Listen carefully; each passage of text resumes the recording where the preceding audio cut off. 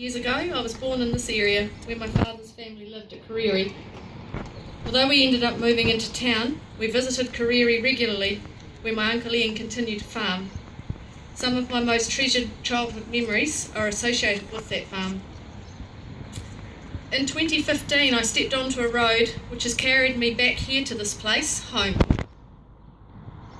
I started a visual arts degree at NMIT.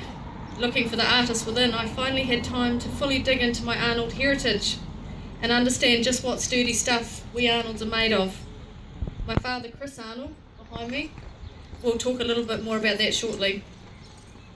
There were 3 Arnold brothers farming along the Kariri Strait: John Arnold, who was my great-grandfather, Arthur Arnold, and Richard Arnold. And there were 12 first cousins who served in the First World War, and several of these men were mounted riflemen.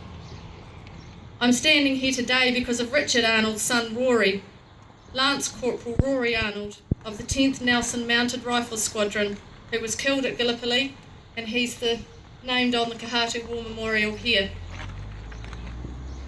My father's family lost 4 men during the war, and finding their stories helped me to find my own.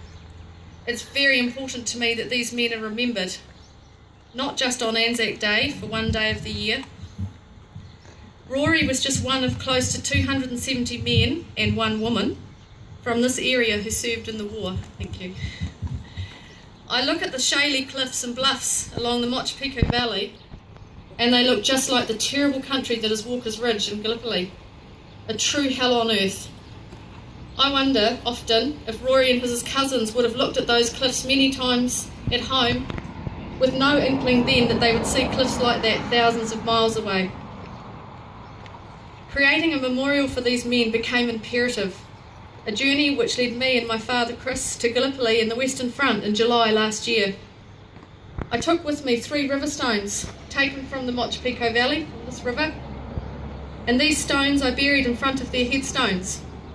It was very important to me that these lads had a piece of home with them, and no customs officers around, we actually picked up stones from Anzac Cove, Walker's Ridge and Chunuk Bair, and they've come back home with me and Dad.